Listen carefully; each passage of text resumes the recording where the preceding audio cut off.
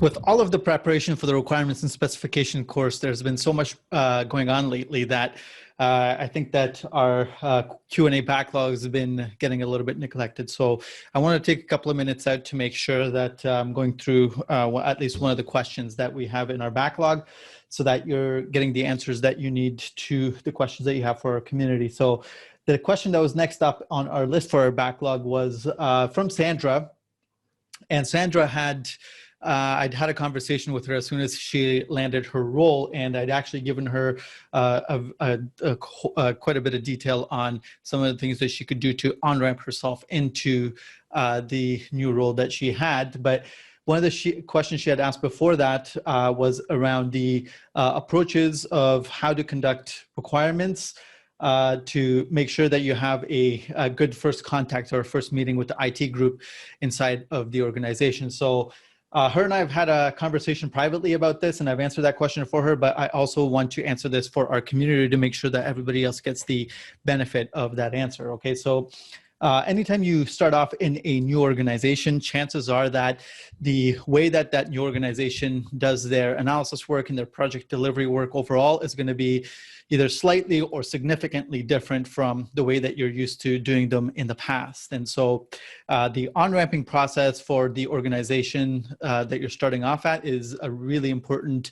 phase of your tenure at that role, because the on-ramping is where you're actually getting yourself very familiar with everything that's going on. So I do have a suggestion for that question specifically, but what you want to make sure that you're doing during your on-ramping is that, generally speaking, you want to make sure you understand the process that that organization follows to carry out project or solution delivery, right? Project execution, solution delivery.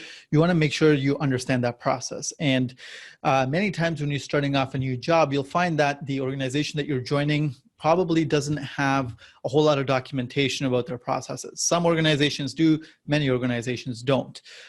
You might also find in certain circumstances that the company itself doesn't really have a really well-defined process, right? Again, this really depends on the organization that you're working with. There's a whole range of maturity that an organization, different organizations can have with respect to their processes. But sometimes you might find that the organization you're joining doesn't really have much of a process.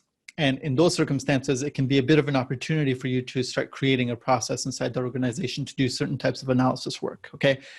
But for this question very specifically, I would say what you want to make sure you're doing is that as part of your orientation that you have in the organization, you want to take some initiative and you want to start having some conversations with the developers to understand what the expectation of those developers is from their analysts, okay? As part of your on-ramping process, you want to make sure that you are not coming in with any assumptions about from the past about what it is that you need to produce. So you may have been used in your previous organization on doing your functional specifications, for example, in a specific way. You don't necessarily want to assume that the next company you're joining is going to require you to do the same type of functional specifications. The best way to approach this is to actually go to the developers directly. If you have a couple of friendly developers in your organization, you already have a little bit of an interaction with them already, you might want to just ask the question of how or what it is that they expect of their analysts. And the best way to do that is to actually ask them for a sample. So you can go to the developer and say, hey, can you provide me with a sample functional specification that has been produced for the dev team in the past, but that it's one that you as a developer have really liked, or other developers inside your team really like that version of a functional specification. And that is probably the best way for you to get a very clear idea of what their expectation is. Ask point blank, can you please provide me a sample? Having a conversation with them about the details itself is less effective than you actually seeing a real deliverable that's been produced in that organization for that development team in the past.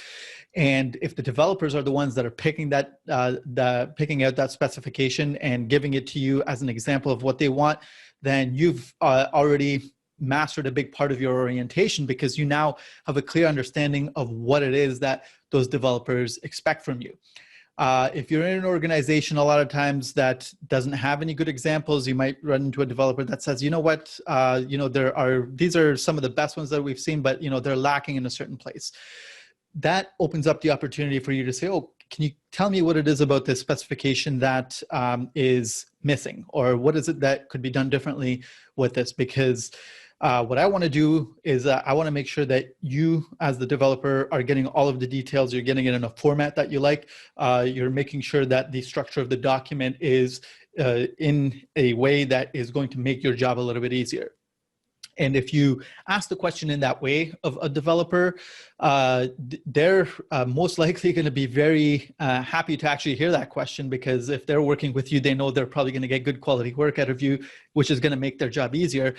But most developers who get asked that question are probably going to be very relieved, because a lot of developers aren't really very used to getting the details that they ask for. They usually have to ask a lot of questions, and they sometimes have to make a lot of assumptions because the analysts are not producing the right level of detail for them. So inside any organization, you'll have some developers that are not actually going to want you to go into an excruciating level of detail, right?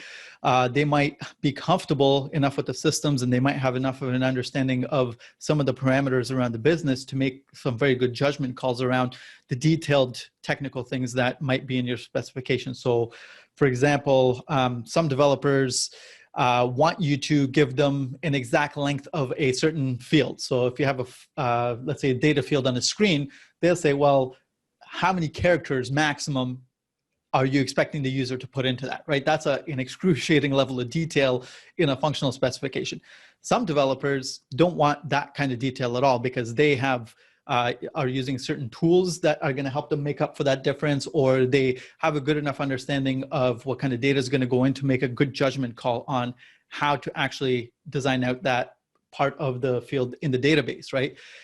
There are other developers that I've worked with that are unwilling to write a single line of code until you've given them that detail, right? And so there's a wide spectrum of the level of details that different developers will ask you for. And when you're first starting out inside a company, you want to make sure you have a really good sense. You're not carrying over any assumptions from your previous roles, working with previous developers. You want to make sure that you're coming in and you're asking them point blank, hey, can you give me a specification that you really like? I want to go through it, and I want to make sure that my work is up to that standard. If you ask the question in that way, you're going to get very positive responses from the development team. So that is the one thing that I always do. Anytime I'm starting out, that's usually one of the first things that I do is I go to a developer and I say, look, I have worked on a lot of different types of projects. I've worked on with a lot of different development teams. Everybody wants something different. Can you show me a quick example of something that you like? I'll take that back and I'll make sure that whatever I produce is up to that standard. Okay. So hopefully that helps. If you have any other questions about that, please feel free to ask. The rest of this week, I'm going to try to get to Kieran's. Kieran has a couple of very good questions that are still on the backlog. So I'm going to start working through these as much as I possibly can throughout the rest of this week here. So feel free to drop in any other questions that you might have about any of the subjects, and we'll keep on managing the backlog. And I will make a better effort to go to get through these questions for the rest of our community members. All right. So I'll leave this one here, and I will see everybody on the next video.